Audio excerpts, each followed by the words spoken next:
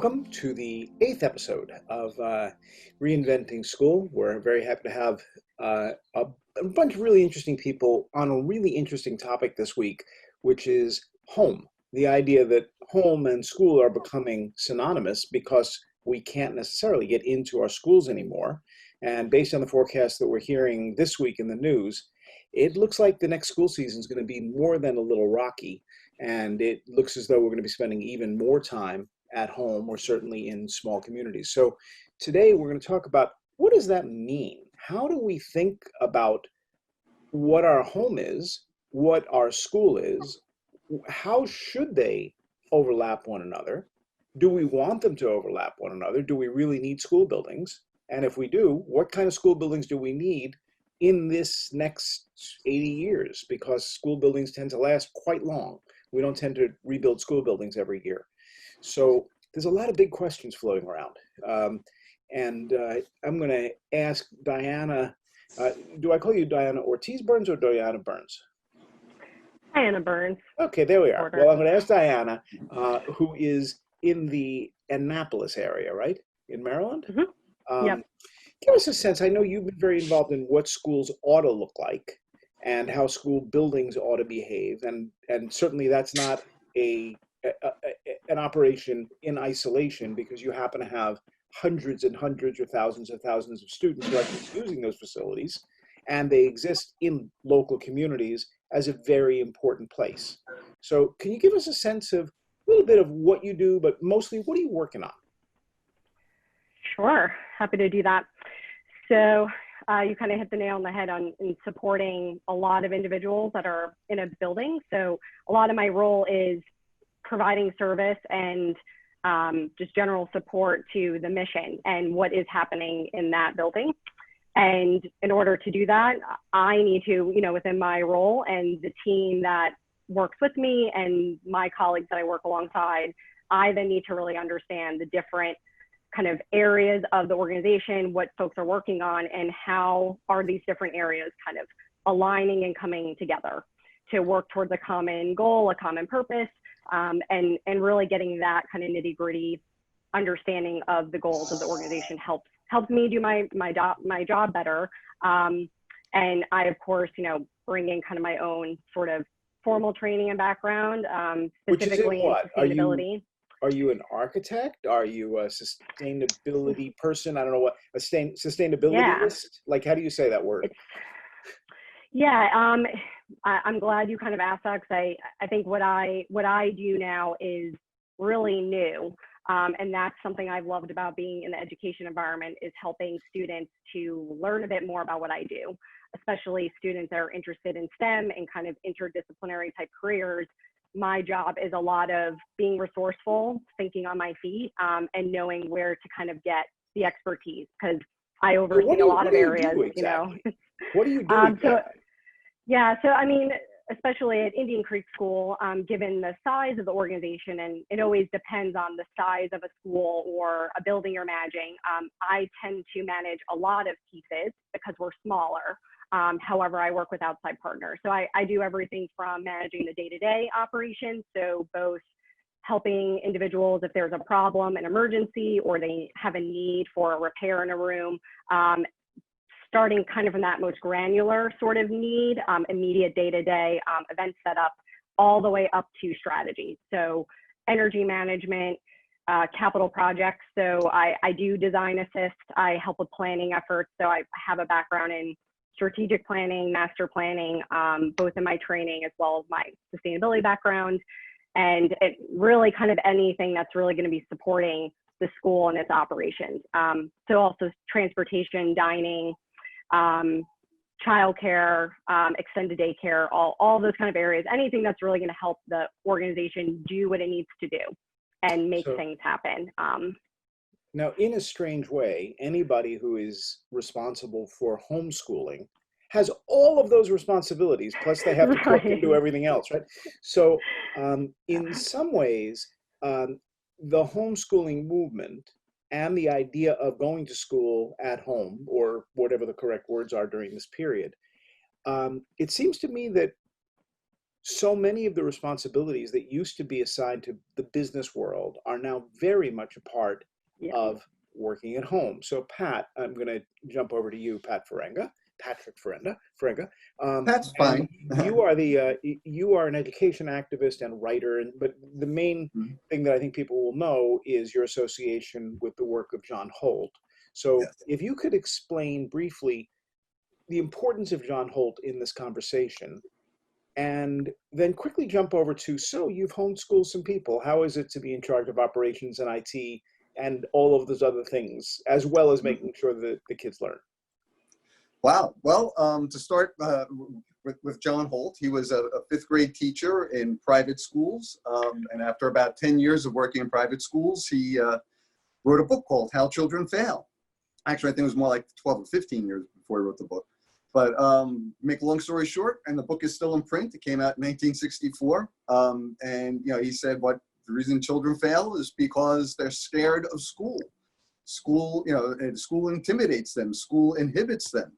And he posited that learning is a social activity. And in his second book, which celebrated its 50th anniversary in print in 2017, How Children Learn, he really goes out, he explains that whole idea. In fact, after his work with homeschoolers in the 80s, he revised both books, adding a lot more to both, but in particular in How Children Learn, he added a lot of information about how play is vital for children's learning. And so John tried to reform the schools in the 60s. He was in congressional committees, called before congressional committees for his opinions back in the late 60s and early 70s. And he realized that schools weren't changing. They talk the talk, but there's so much inertia going on that he wanted to figure stuff out, how they could do it. So you could see this in his books. He tried like free schools, alternative schools, children's rights. And eventually he came on to homeschooling. And in 1977, he founded the magazine Growing Without Schooling. Because if learning is a social activity and school is antisocial in so many ways towards children's learning, how do we do that? And he just said, use the local community, use what we used before schools were invented, back in the 1850s, the idea of compulsory school, the factory school. School before then was only maybe 6 weeks with a traveling, an itinerant school teacher, But, and as a result of that, the modern homeschooling movement was born in 1977 when he started this. But he didn't like the word homeschooling because it gave the idea that you had to use your home only and do school in it. That's why he came up with the word unschooling, which means it doesn't have to take place at home and it doesn't have to look like schoolwork in order to be educational. In fact, that was one of his little catchphrases in the early 70s was schooling is not the same as education. So Declan, Declan is 15 years old. Are you unschooling, non-schooling, reschooling, making up school? What are you doing? How does this work in your life at a Sudbury school? All right. To give a quick idea of how my school works, it's a working community and democracy that has rules and plans trips to help learn and teach everybody in their own ways. There's no correct, do this now, it's time for class, but more or less, I'm going to go to school today. I am interested in A or B, and I'm going to go practice that. There are people there that help you go and target those specific things that you want to learn. There are resources for you to get what you want, and we have the ability to get a fund if we have to go do a field trip and do more stuff outside of the school campus itself. It's more or less a working community that will come together and help each other learn in different ways. There's age mixing so that a younger student can learn off a older student, as well as having a older student be around younger children to see how they work as well. Whoa, okay. So that's a very different version of traditional school, but in many ways, I'll bet it's very similar to what a lot of kids are doing now at Yeah. home because they don't have the ability to be able to have the formality of the classroom. So Addie, give us a sense of your take on this, who you are, where you are, all that. Do you also go to a non-traditional school? I have lots of questions for you. So Addie, all yours. I think I go to a traditional school. Yeah. Okay. So I think I go to a traditional school. It's not really as flow freeing. We have our schedule, our rotating schedule, like every day. We go to math. We go to science. 50-minute periods. So yeah, I would say very traditional. We have our lunch. We don't really go on we stay in our school building. So it's not really we can go wherever we want, or we have time whenever we want to do whatever we want. We have math, then we have science, then we have social studies. So we can't just if we want to do math, we just go to math class. But I think it's still a good style, but I definitely like the free flow So process the school is at. So it's very interesting. I'm going to ask this question both ways. Declan, would you have an interest in going to the school that Addie is describing? If yes, why? If no, why not? I would. I don't know if would want to go, but more or less, I would definitely try a year at a school like that, because up until going to a Sudbury school, I've always been homeschooled, and I've never technically gone to a traditional style of schooling. I don't. I haven't done that, so I find it kind of interesting. I do want to see how that works. I have friends that go to my school and then would take off of a year there and would go to more of a traditional style to see if that's what will work for them. Because learning isn't just go straight, now go to school, teach, learn, high school, college, job. It's different for a bunch of different people. And I think that trying to figure out what a good way for you to figure out how you learn is important. And I think an opportunity is always nice. Addie, same question back to you. Would you like to spend a whole lot of time at Declan School, visit for a day, or just devote the rest of your education to it? I would definitely want to check it out. I feel like that would be a very interesting experience, just seeing different types of schooling. I feel like I've kind of experienced it maybe a little bit at home, just being able to do math whenever I wanted to do it. But I think it's very interesting, being able to go to different places, getting out the loans and stuff to do what you want. So I think I would want to experience it first, but it sounds very interesting. I could maybe do it long term. Now, thank you. Doug Fine, you've spent a lot of time, you're going to have to unmute yourself. You've spent a lot of time thinking through what learning ought to be. And you've come up with, you sort of came up through a traditional media background, right? And then as a media professional. And gradually, it seems as though you moved more towards the alternative side. Can you give us a sense of where you were, where you are, and then what you're thinking and certainly what you're thinking about what Declan and Addie have to say these days?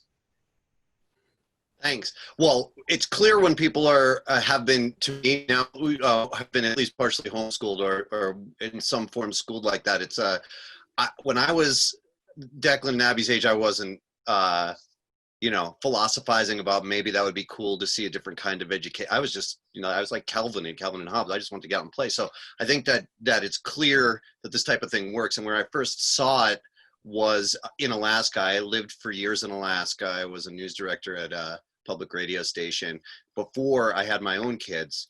And Alaska has, for geographical reasons, as much as anything else, a lot of homeschooled kids. And they were just solid individuals. It wasn't even so much about the education, because I went to what's regarded as a good public school in New York, and went to Ivy League schools. And in the end, with my own kids, my sweetheart and I feel it's as much about spending time with kids instead of shipping them off as it is about specific educational philosophy.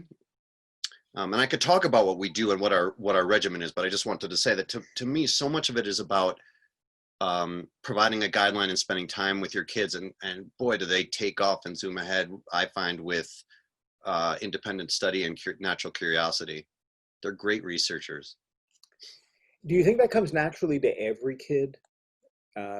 Doug, then Declan on that, or do you think it's something that curiosity is something that has to be taught and embedded? It's a good question. We live so remote, there isn't any other way. Eventually everything gets read because there's not that much else to do. There's not screens to look at. I mean, it's beautiful and wonderful outside, but we're very, very remote. And so, curiosity, boredom. I don't think my kids are bored. I just think it comes with the territory. But it's a good question about whether or not it would happen for everyone. I haven't seen too many unsuccessful homeschool attempts, to be honest. That's a big statement, Declan. I assume you're going to school at home now, right? Yeah. How is it different from being at school rather than being at school at home? I think that's right. Well, the main difference. The main difference I'd say is that the compelling, like, social idea of you being at school and then being like, all right, today I want to do something. I want to fulfill something or just have a nice day in general. It's a lot harder nowadays since you're kind of stuck in your own home and you're not with a community as much anymore. And I think that that's one of the main parts when it comes to learning is having a strong community. And while you're still able to have that, especially with, just people calling, you can call your friends and stuff. It's a lot harder. It's a lot more difficult to get that passion. While I still do that, like I learn on a daily basis now that I'm homeschooling at home as well. It's different in a way. How? Well, you don't have that community. You don't have that friend there that's like, hey, I am trying to learn about I am trying to learn about this new recipe. I'm trying to become a cook. I have friends that do that, and I try and help them learn that as well. We have a kitchen, stuff like that. I want to learn that thing today. It's a little bit different now that you can't really have that friend that comes up to you, says, I want to do this. Can you help me? It's more of, I want to do this. I need to go figure out how I can do that. There's not really can I go talk to someone personally? You kind of have to look it up. It's a little bit different. It still works. Addie, how I-centric is your learning? I would say not really at all. It's definitely changed more now that we're home. But in school, like, we'd be surrounded by our classmates and our teachers all day, and in the hallways, always had our teachers. Even in study hall, we have our friends there, and we could do work with them and work with them. The only part where it's really like learning is when you go home and do homework and stuff like that. Now, Diana, you work with Addie in a mentoring relationship, right? Yeah. Can you explain how this worked at school and how you're able to replicate it at home, or at her home? But even more importantly, can everybody do that? Yes. So I've been working with Addie through her STEM project, which is a bit more kind of student-centric, student inquiry focused. And actually, I think shifting to kind of a virtual platform it's forced me, I think, as an educator and a mentor with Addie, to really provide ways to let Addie take some agency a bit more. So I think that's been a good reminder. And I think what it looks like in schools, we would meet and we weekly, we had that rhythm, and we used Microsoft Teams to collaborate so that there were, we made the most out of our time together. And I always tried to focus on having our conversations, not just about what we were talking about, but broader kind of life management and balance, because I think that's an important thing that students need to be kind of taking on now. But I think what was great, and I'll certainly let Addie chime in, I think when we went virtual, it was kind of great to still feel connected, whereas if we were in person, we would have been wearing masks, and that kind of takes a lot away from those interactions. But we were able to look at things together and share information, and really use that as a platform to look at things a bit easier together, as well as have more of a running tab almost of what we were talking about. So it was a nice kind of way to record what we were working through. And I liked to focus on this for Addie, where I tried to make sure I was checking in with her about how her experience was going, just in general, with life, balance, navigating, of course, all these, all the consequences and just, you know, concerns we're dealing with in the real world, and bring, if anything, to really root our work in real world scenarios and bringing that tangible kind of perspective of what we're talking about. How is it actually working in the real world? How are we seeing it either working or not working? So Addie, in many situations. So yeah. How has this worked in terms of the physical space? You said you have a brother and a friend who are making noise in the next room. It's like, how do you put this together so that you have a proper learning environment in a place that was never designed to be a proper learning environment? What have you changed? What do you want to change? And if you could rebuild your house, what are you doing?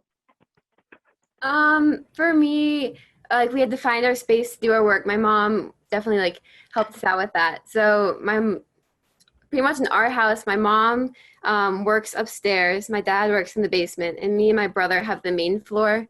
I work in the dining room, Teddy works in the kitchen. So we all are separated in our own spaces, so we can't distract each other too easily. But me and my brother are still close enough that if we needed help, we could work together. But yeah, I have my own space in the dining room where I can sort everything out. And I have my own little crate system. So I've tried to like move school kind of in my own home. And I think it worked pretty well. I couldn't imagine much I would want to change. I have a lot of space, luckily. And I've been able to take everything there. So it's nice. Now, if I have the story right, Mark Twain did a lot of his work at home. And there were kids in the house. So I think he started out downstairs in sort of an office thing. And then it got a little noisy or whatever. So he moved to the second floor, which was next to the nursery. And the problem was the kids couldn't get any schoolwork done because he kept wandering in to play with the kids. So they threw him into the third floor, into the pool room, the billiard room. And there's this little tiny desk in the corner. And that's where he did most of his writing because he left people alone. And that was the only, but he was the distraction in the house, which I kind of love. We're going to take a break. We will be back in about a minute.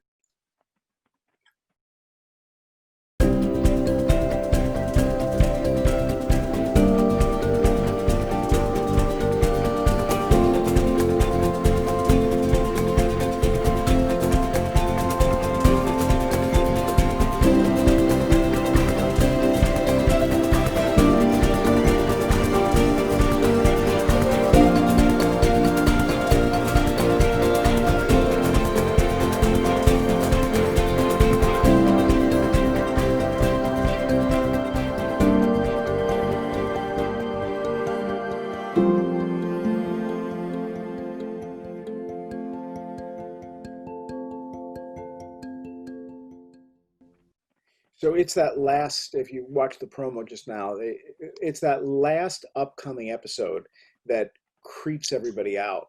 What happens if this is not the only pandemic? What happens if this is not the only catastrophe?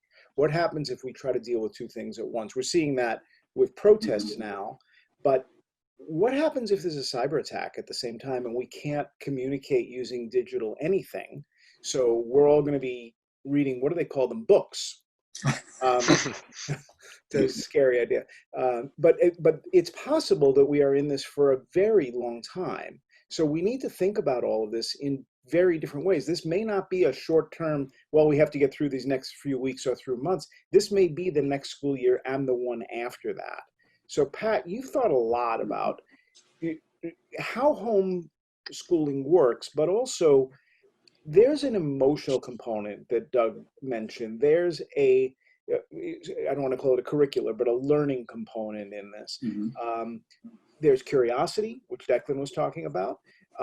There's a lot of different components that you have to really think through to get the dynamics of a place to learn where you go every day. Just as when you first settle into a home office after you've been working in a corporate environment.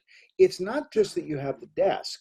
You need a whole different mindset, and often a whole nother set of tools and a place where you can be and a place to think. But you also need structure in your life in ways that aren't that school provides, because they ring the bell every 45 minutes to drive you crazy. Here, you don't really ring a bell at home every 45 minutes. You need structure, physical, mental, emotional. How do you do that? And is there a history of doing that? Do you have great knowledge that you're going to impart based upon a century of Well, I'll tell you what I know. You decide if it's great or not. Look, first of all, the need for a learning environment. Every environment can be a learning environment. Every baby shows us that. You know, I mean, yeah, we need a quiet place to read. We need, you know, we can make those. But the idea that you know, I mean, school's only been around as we know it for like the last 200 years, you know, 220 years maybe. You know, before then people were learning and sharing information, and children were a part of that.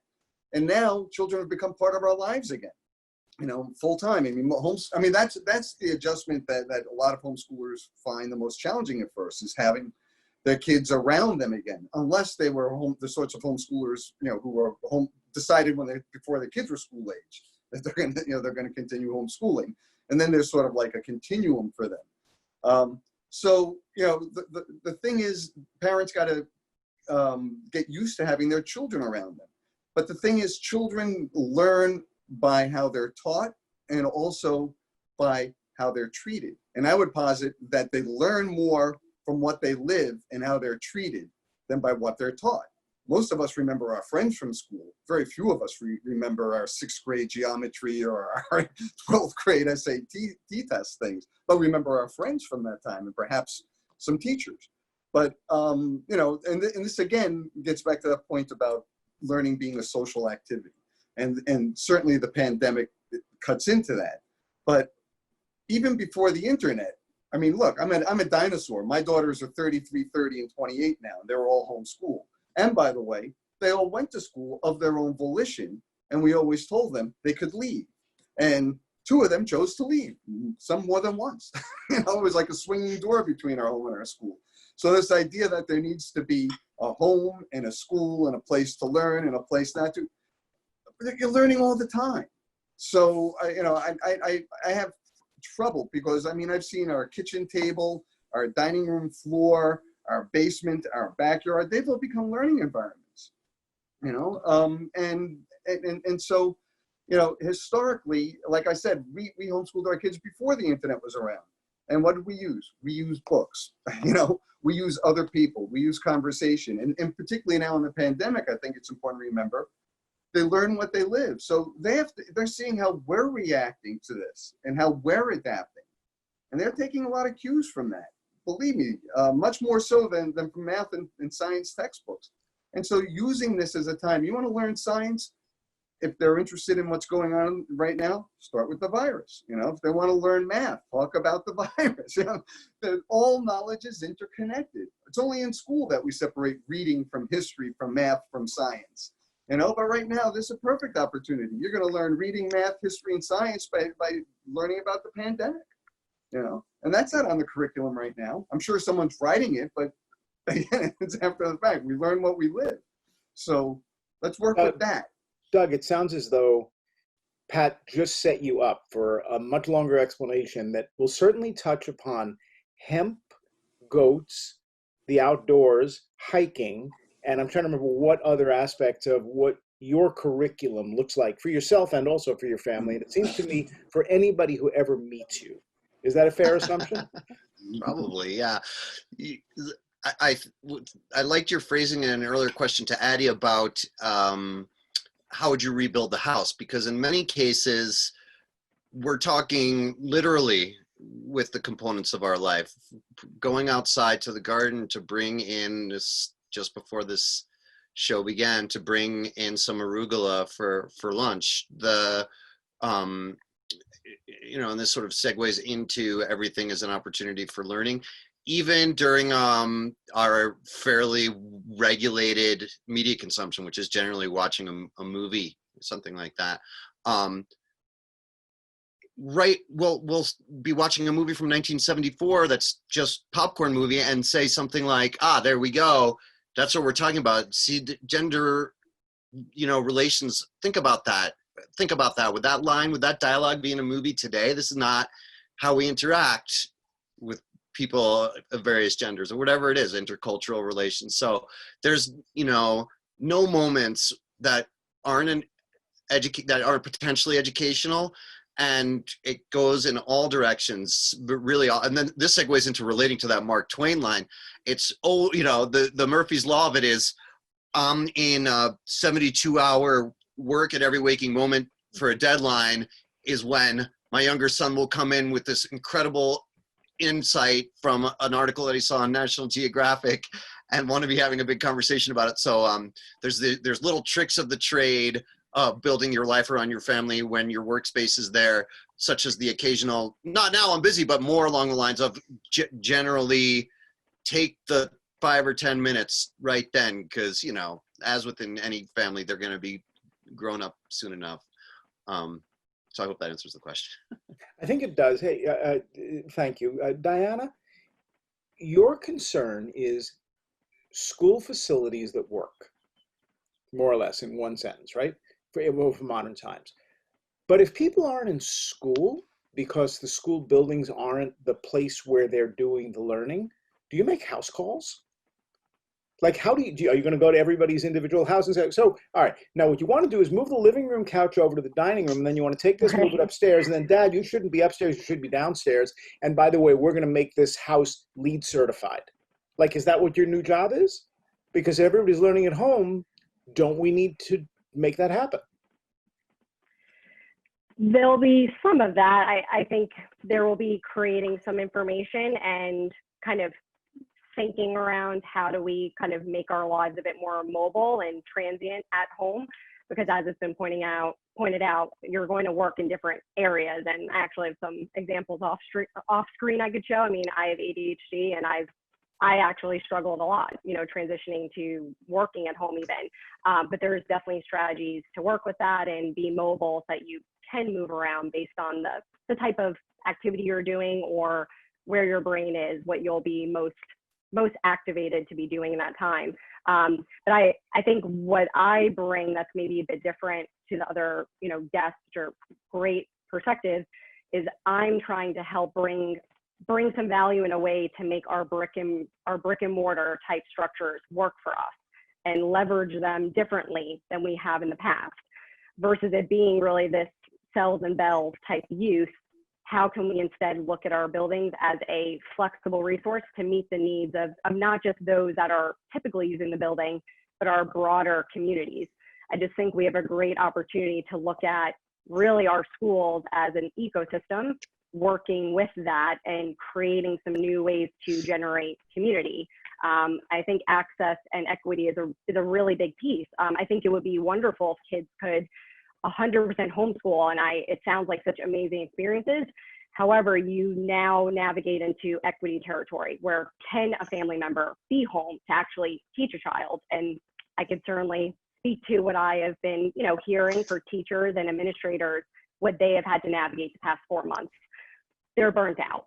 So it's a challenge to work and be teaching, and that's assuming you have a job that you can even do that type of work. There's lots of people that need to be in person. So let's assume you have a lawn and a driveway, and then we'll get to, and if you don't, but if you do, and you're in these times and we're going to be at this for another year or so. Well, the driveway to me looks like a place where, because we're not driving anywhere either, many of us, right? So that creates another room and a half right there. Maybe we want to have a temporary structure there. Let's work on that as a classroom. The lawn and the backyard, but let's use the lawn. The lawn is an utter waste of space. And if we're going to use that owned space that's very convenient to the house, Doug, what are we going to do with that lawn? You got a lot of lawns you can kind of reharvest and do something with. What are we going to do with them? I'll quote the great Michelle Obama and say plant an organic garden, or a hemp field, or get a couple of goats. So you're right. In terms of there is potential. In our case, there's such little adjustment to this that if it did go on for a couple of more years, it wouldn't affect our lives very much at all. So this is just a great time for people to get into that concrete, or in our case, hempcrete lifestyle of I don't want to go so far as to say survival skills, although we do like to go to primitive skills retreats. I'm thinking though, I'll give you an example from our hemp harvest last year, which the whole family worked on. We were using the fiber to patch a hole in our porch. So, you know, real stuff, hands-on, is as important as what you might call traditionally intellectual, you know, pursuits. But really, honestly, it's no exaggeration, it's no stress to say, it really is between trigonometry and measuring out our angles on the, I mean, it truly is all educational without sort of getting boring and nerdy. I mean, I don't know how Declan and Addie feel about it, but Ask them. my kids, you know, they're into Ask it. them. I mean, do you guys feel as though your parents are pushing you to be intellectual during official school hours, or does it seem to all flow? Because my kids are younger. My kids are younger, by the way. Yeah. I guess I'll go first. There's no real push. It kind of just feels like it really more of a very long summer break, but more of I'm working on myself instead of just being like, all right, it's summer, time to chill. So there's not a real push, I would say, but more or less at the dinner table, we'll usually talk about our day and be like, hey, anything interesting happen? Did you learn anything? Kind of more of a talking, but it's not really pushing, in my opinion. Did you learn anything yesterday? Thank you for asking. I just read up on news articles and stuff on Elijah McClain. More interested in current events and politics, so I keep myself interested in that stuff. Good. Addie?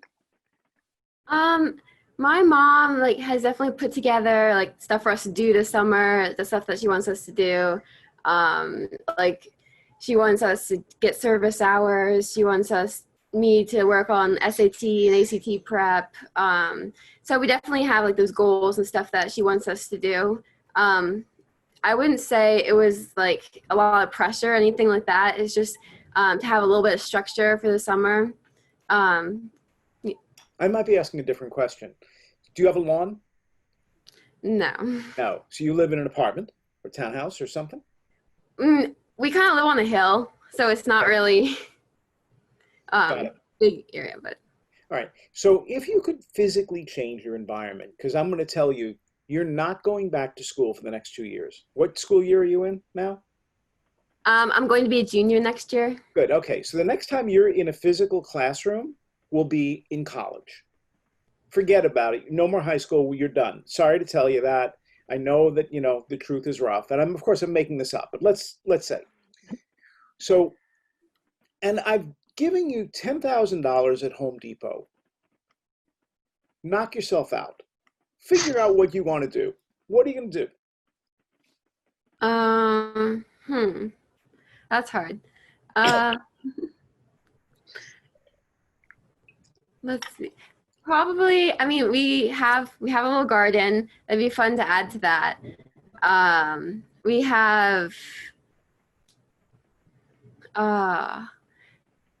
it'd be fun to make a little area for me, outdoors. Let's see. It's hard. Yeah, definitely add to the garden. Have a little area my mom works for the state parks, and so we have she has all these ideas of how to make our yard more friendly to animals and stuff. So we could definitely get things lots of bird feeders. Obviously it's $10,000, so that's not really a lot of money, but there's lots she's found things for get a bunch of rocks and create an amphibian area. Yeah. Okay. Pat, I'm going to give you the same $10,000, but I'm going to change the location. All right. The homeschoolers that you are assigned to now, because we're inventing an HGTV reality show, you're going to show up and you're going to, the neighborhood is not safe at night. It is sort of safe during the day. You have to be careful where you're going. There are 7 children. It's a 2-bedroom apartment. The lighting in 2 of the rooms isn't great. The HVAC is not what it should be. Both parents work and they're keeping their jobs. One of them works in a hospital. She's scared all the time. And the dad is delivering meals. And he's working 14, 15 hours a day. The kids are smart, but they no longer have access to school or teachers because the internet goes in and out. Okay, go. Well, I'll even give you $15,000. I just raised it.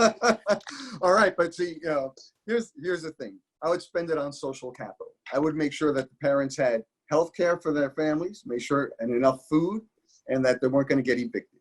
I would make sure that they were absolutely secure in their environment. Because if you're secure, then you can learn. If you're a nervous wreck, if your parents are nervous wrecks and trying to hide it from you, it's a problem. So I would definitely make sure that there was food and safety security, for the family first of all, and then if there's money left, figure out spaces. You said bad lighting, let's make the home as inviting and comfortable as possible. I mean, and then 7 kids, figuring that out. I don't know how many bedrooms and all that other stuff we're talking about, but 2. I know that. All right, 2. All right, so definitely get bunk beds and figure out like some privacy areas, maybe like they have in sleeping cars, a little drapes you can pull or something like that. You would need that. But families that homeschooling families, and I know some homeschooling families that have like 10, 12 children. The other thing is you work as a team. You try as much as possible to work as a team. So you would be making meals together, and this isn't like forced labor. This is what you do as a family. We need to eat. Here's how we do stuff. And believe me, you learn fractions.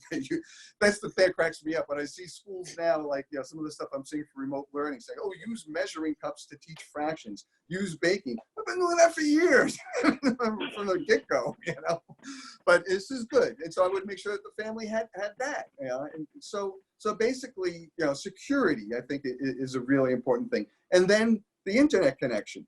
I mean, I think what we're seeing is that the internet is becoming vital, more sort of like the telephone was in the 60s. It should become a public utility like water. I don't think it should be privately regulated. Every home should have it. And with that additional money, I would make sure that there was a very good, computer or perhaps, a bunch of tablets so each kid can have one.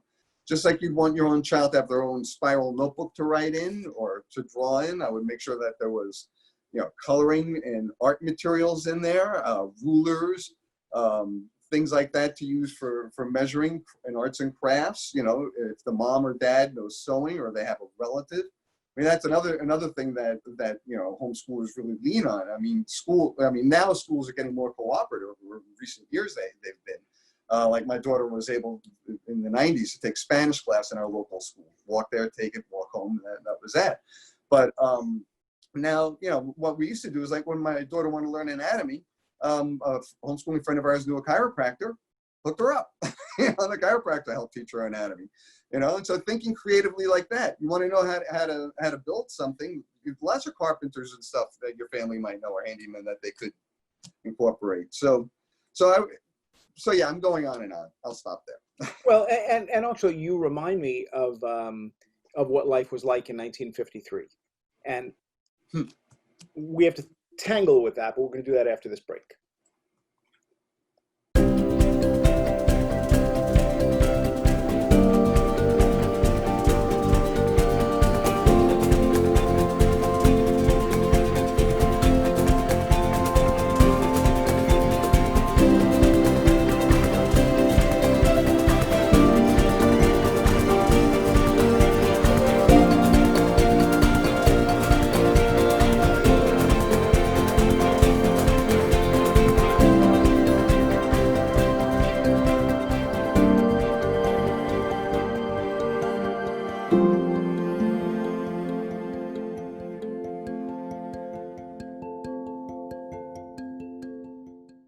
So we were joking before, as Pat was laying out, we're going to do all these things that sound very back to basics, and Doug has done a lot of work in that back to basics concept. So Doug, I'm again going to take you out of that context. You've learned a lot by living in places and working and schooling in places that aren't necessarily in high population areas, right? I want you to move what Pat was talking about, what we need to think about homeschooling, but I want you to place it in the middle of the city of Baltimore. That's very interesting, because what was jumping out at me about Pat's options were the physical, close by human factor, where like Mr. Rogers, because 1953, Mr. Rogers could step out and visit the butcher. We can't physically do that as often, although before the current shutdown, we traveled plenty. I have to travel for work, and I bring the family as much as I can, so they see the world. But mapping, it's so much about our lives, and therefore our schooling is about our place, is about living in an extremely rural 42 acre ranch that's not paved, roads aren't paved for miles around. So it wouldn't be that you couldn't do it. The main difference, I would say, if you were mapping it into Baltimore, would be there'd be some advantages and disadvantages. The main disadvantage would be quiet and a not necessarily intact, diverse ecosystem. A lot of what we learn on the science side is about, not just milking goats, but rescuing rabbits that are injured or whatever. It's about living in a real ecosystem. We've had bear attacks on our goats that our kids have witnessed. Like they've seen what's going on in terms of living in being a member of the animal kingdom on a planet. And so that would be vastly different in Baltimore. But an advantage of Baltimore would be what Pat was talking about. The fact that if you want to see a rabbit under surgery, you have 3 choices of vets within a couple of blocks. So you have more in-person, interpersonal access. I haven't felt we've lacked for that, but I'll give you one example. My oldest son is a year away from bar mitzvah, and we've got to deal with distance bar mitzvah work, whether or not there was a lockdown. We just have to do it that way because we're physically far away from any synagogue or rabbi, although we know some. And just real quick, I'll say we do have 7 formal modules that have to be gotten through every day. If the kids are really on the ball, we're all in our different cycles, but they can get through them, the formal stuff, maybe in 2 to 3 hours. And, just to give you a couple of them, there's math, there's non-English language, there's a writing module, and then there's physical stuff. There's a meditation module, exercise module, then there's kind of ranch work and cleanup work is one of them, and music is the 7th. That's a pretty cool list. Could I ask you to chat those as we're, because I'm going to ask some other people what their list would be, like Addie, for example. If you had 7 topics and you get to choose anything because you're home for the next 2 years and you're never going back into a school building, what would your 7 be?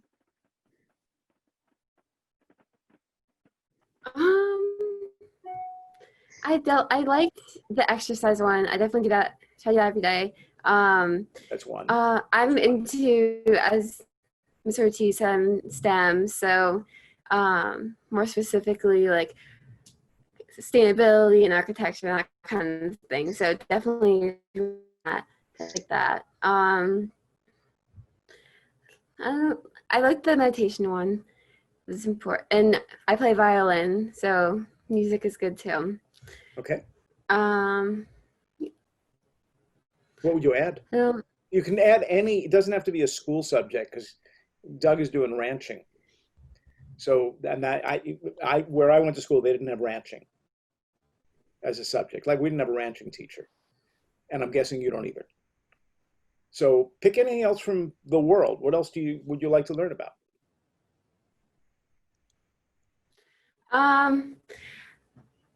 Civil and environmental engineering. I mean, I guess that's kind of schooling, but that's interesting to me. Also, like, it's cool that he gets to like travel all around the world. That would be interesting, just learning about all the different cultures everywhere. Um, That's a good list. All right. And Declan, you know you're next. So Yeah. Uh, I want to take up another language now that there's a bunch of time you can take classes. So I'd try and learn a different language.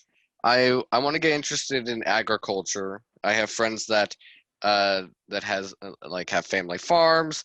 My sister is interested in gardening. I have people that do gardening. So, that stuff's kind of interesting to me. I want to learn some music. Trying to pick up guitar is hard, but I want to get into that as well.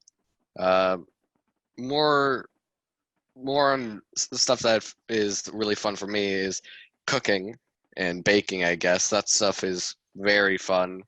I mean, once again, since the internet, there's a lot of recipes you're able to find nowadays compared to just having the good old family cookbook.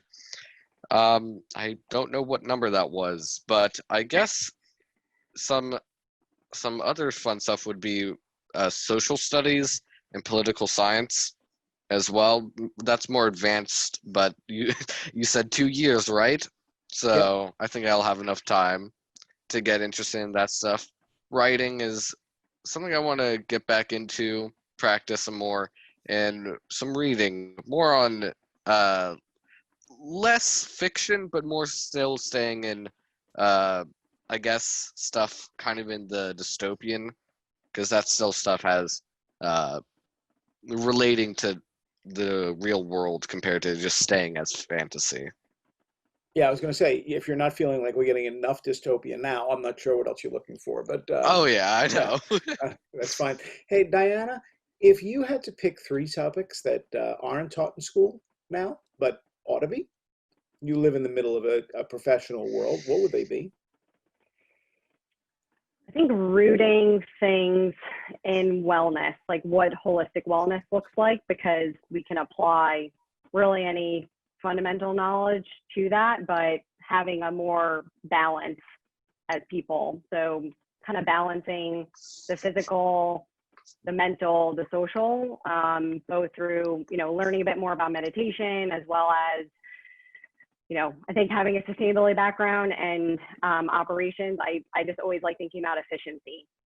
Not to always like cram more things in, because then that's a problem, but how to look at who I am, the world, and how I can work better within that, work with it versus against it. So meditation, time management, and then use that as well to kind of learn myself better, as well as my local community and kind of globally, how I fit in that and what I can bring. But really growing in different wellness areas, I would say.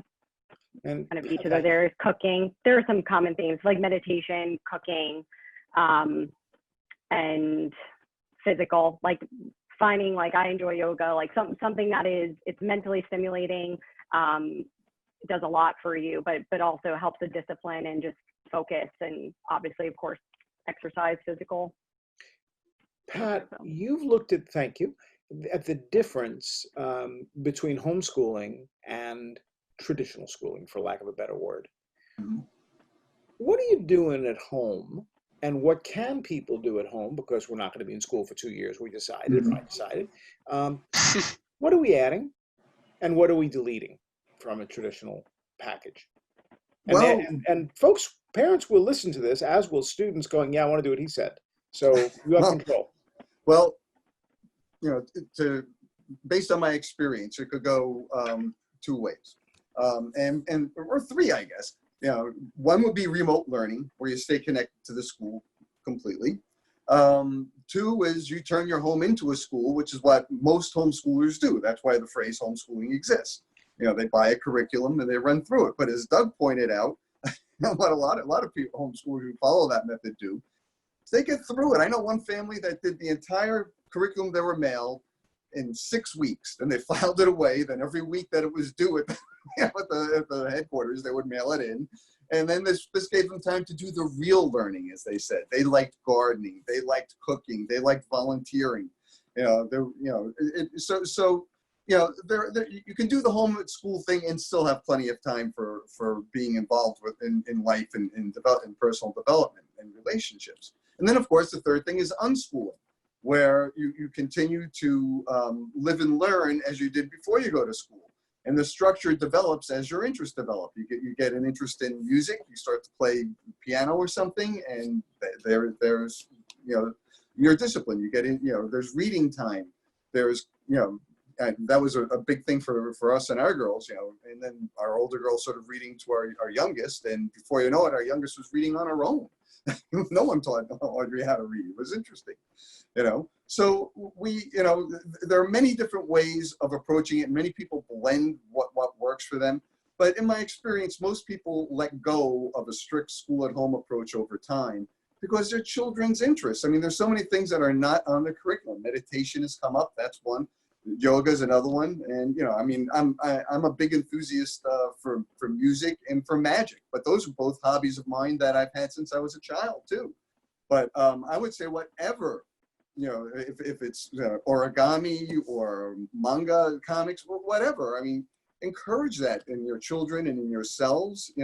Just because it's not quote unquote educational doesn't mean it's not going to help you develop and learn something and get something. I mean, look, if you just get relaxation and pleasure from something, particularly in this time of pandemic, where people are stressed out, it's a good thing, and we should be encouraging that. And that's what upsets me about, like, people worrying about all the things that children are missing in school and all the summer slump and all this stuff. It's like, we catch up. What we don't get, we can catch up later. It's crazy. And it's not like it takes forever. Late reading among boys is very common among unschoolers. If children are not forced to read, studies have shown that boys tend to read later than girls do. But when they do learn to read, they catch up very quickly, 6 months to a year, and then they're reading at grade level. And then what the studies also show is that then they're reading for their own pleasure and information, not because they're forced. They actually read more than boys who read at grade level. So, letting go of some of these ideas, but like, look, if your child is interested in music, but their reading skills or math skills are a little behind, focus on music, because guess what? There's reading and math in there.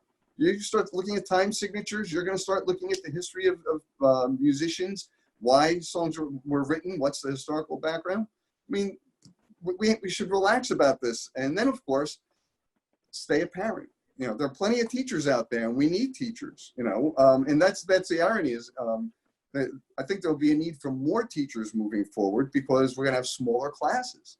We're just going to need more people to fill this, and that will have the benefit of creating smaller, more intimate, class relationships. You bring up one really important idea, and that is control over time.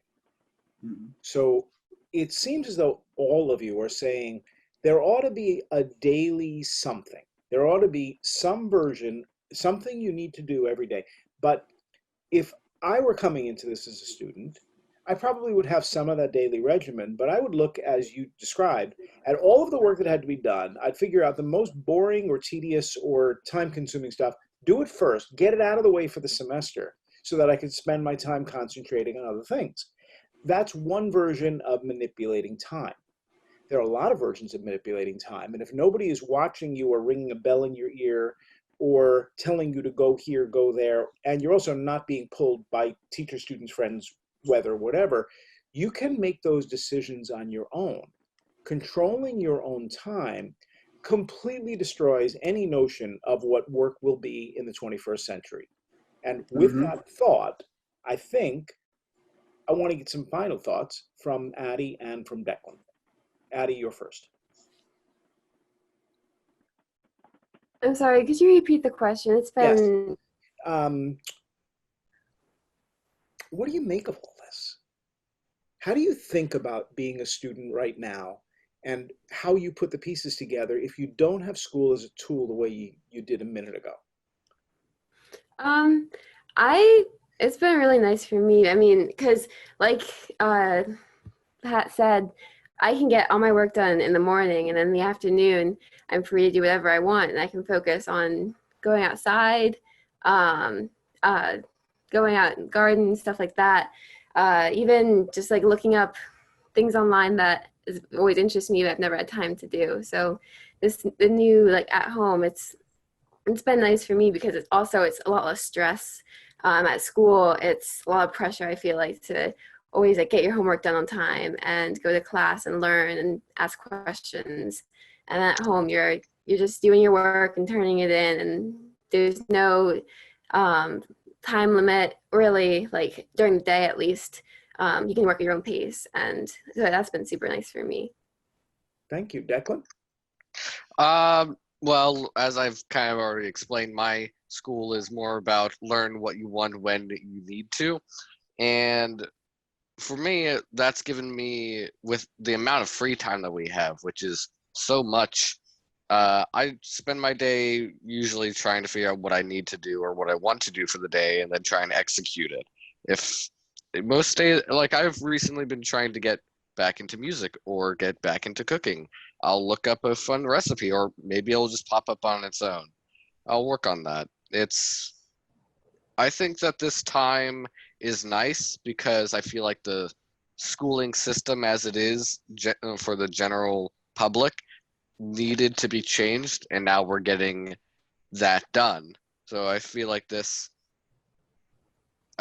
nice, even though like I'm not trying to say this is a good thing, because it very much is not, but with where it is, stuff is changing. And I hear what you guys have just said from so many adults and so many students and teachers. There's some parts about this, many parts about this, that are better than what we had before. Now, we're all being very cautious because we understand that the pandemic may become stronger, and it's certainly going to be a big enemy. And we also understand that there are other things that could go wrong or go differently and all that. But it's wonderful that we're all treasuring the very good parts about this. And it sounds as if we're trying our best to make the best of the situation, and we're doing well with that. I only hope everybody, or many more people, are doing that without the struggle. So with that, thank you, everybody. We usually hang out after the credits roll for a few minutes and just talk about what we did. You're all welcome to hang out as our audience members. So thank you all very much for participating in what turned out to be really kind of a cool conversation. We'll see everybody next week. Thank you.